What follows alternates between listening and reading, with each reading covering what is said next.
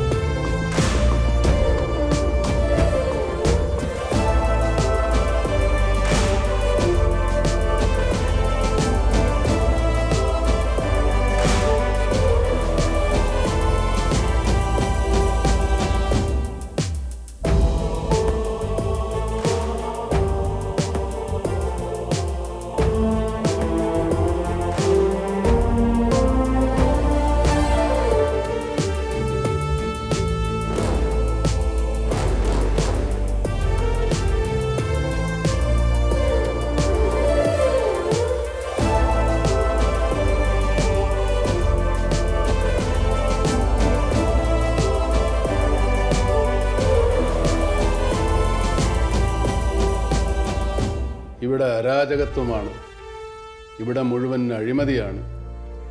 ഞങ്ങളെപ്പോലെയുള്ള സാധാരണക്കാർക്ക് പാർട്ടിക്കൊടിയുടെ വില പോലും നൽകാത്ത ഒരു ഗവൺമെൻറ് എന്തിനാണ് ഇവിടെ? ജനങ്ങളുടെ പ്രശ്നങ്ങൾ സ്വന്തം പ്രശ്നങ്ങളെക്കാൾ വലുതാണെന്ന് തിരിച്ചറിയുന്ന ജനപ്രതിനിധികൾ ഇന്നിവിടെ ഉണ്ടോ? ഇവിടെ ഒരു മുഖ്യമന്ത്രി ഉണ്ടോ? കേരളത്തിനൊരു മുഖ്യമന്ത്രി ഉണ്ട്. കടക്കൽ ചന്ദ്രൻ എന്നാണ് അയാളുടെ പേര്. ഇവിടെ തൻ്റെ മുന്നിലിരിക്കുന്ന ഈ ഞാൻ. സാറേ, ഞാനൊന്നും ഉദ്ദേശിച്ചിട്ടില്ല, അറിയാണ്ട് പറ്റിപ്പോയതാ.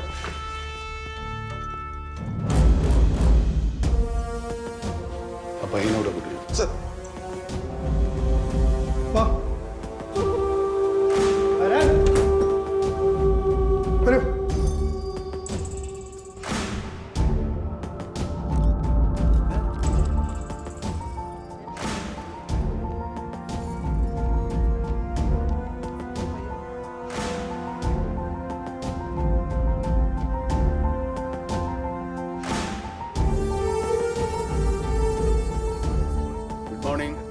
എല്ലാവരും എത്തിയോ?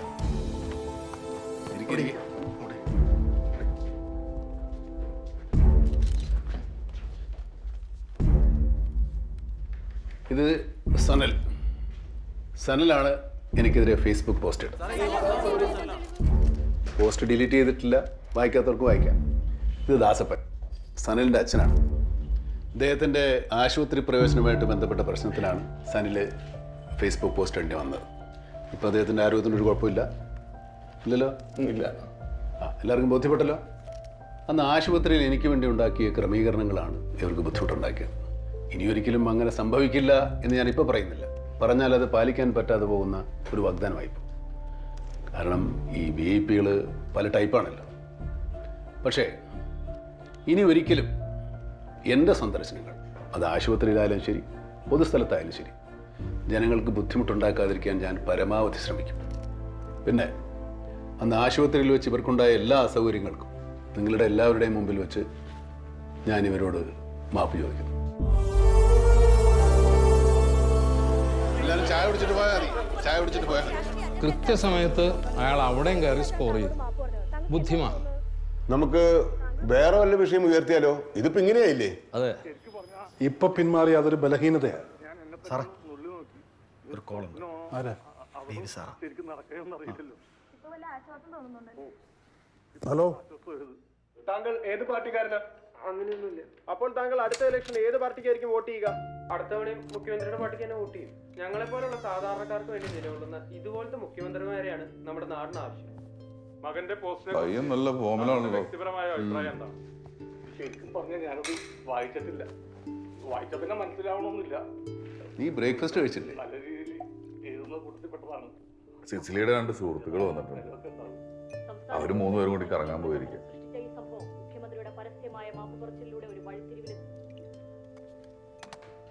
നീ എന്താ ഇങ്ങനെ വെള്ളം കുടിക്കുന്നത്? 2 ദിവസമായിട്ട് മൂത്രച്ചടച്ചില്ല. ഡോക്ടറെ കണ്ടില്ലേ? വെള്ളം കുടിച്ചാൽ തീരാത്ത പ്രശ്നങ്ങൾ. നിന്റെ മാപ്പ് പറച്ചലിനപ്പുറം മറ്റൊന്നും ആരും ശ്രദ്ധിക്കുന്നില്ല.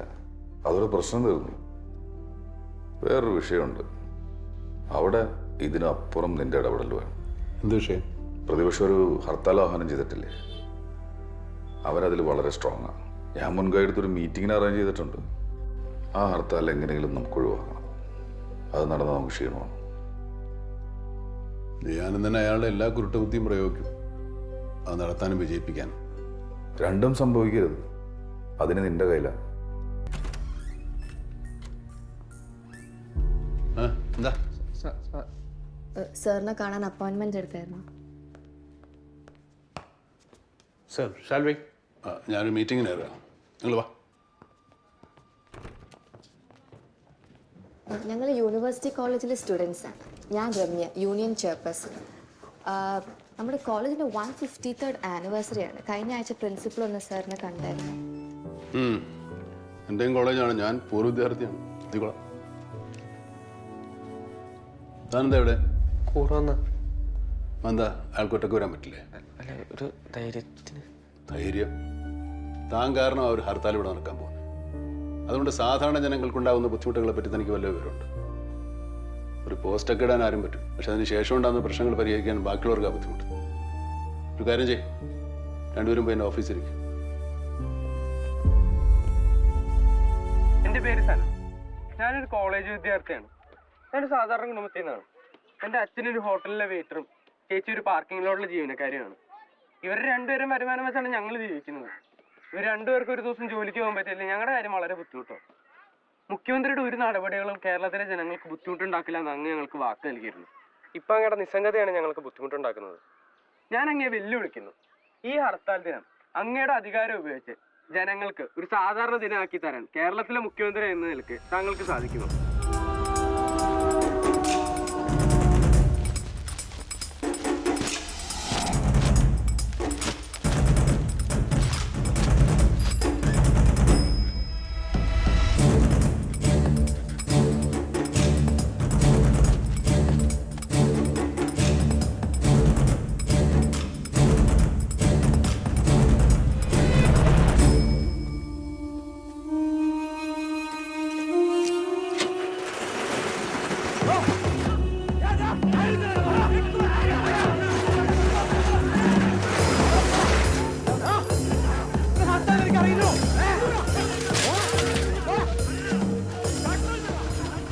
ചേച്ചി ഞാൻ അപ്പോഴേ പറഞ്ഞല്ലേ ഹർത്താലായിട്ട് മോളെ കൊണ്ട് സ്കൂളിൽ പോകണ്ടെന്ന്. ഇതേ കണ്ടില്ലേ?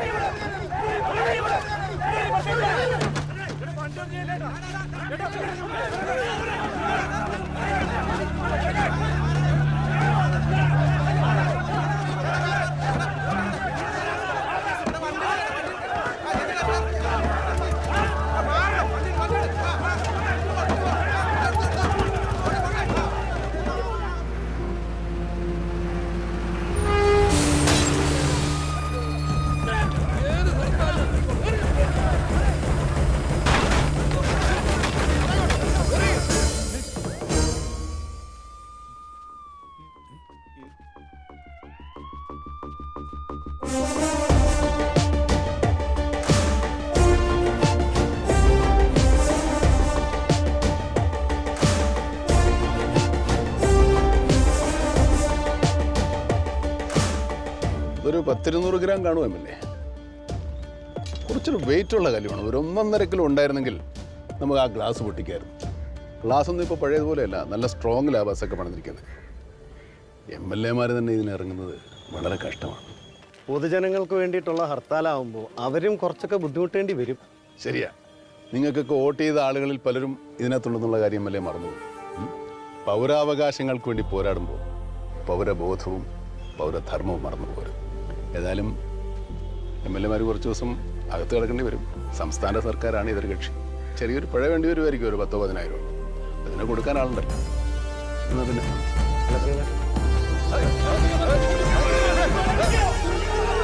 ഈ സമരത്തെ നേരിടാൻ സിഎമ്മിന് വേറെ എന്തെല്ലാം മാർഗങ്ങളുണ്ട്? ഇതൊരു തരം ചീപ്പ് ഹീറോയിസം അല്ലേ സാർ? ഒരു സാമാന്യ ജനങ്ങൾക്ക് വേണ്ടി ഇതൊരു കാര്യമില്ല. ഇപ്പം എനിക്കങ്ങനെ ചീപ്പായിട്ട് തോന്നുന്നില്ല, നിങ്ങൾക്കും തോന്നരുത് എന്നാണ് എൻ്റെ അഭിപ്രായം. സാർ, ഇങ്ങനെ ഒരു തീരുമാനമെടുക്കാനുണ്ടായ പ്രചോദനം എന്താണ് സാർ? ഇതിനൊന്നും പ്രചോദനമുണ്ടല്ലോ, ഇതെൻ്റെ ജോലിയല്ലേ.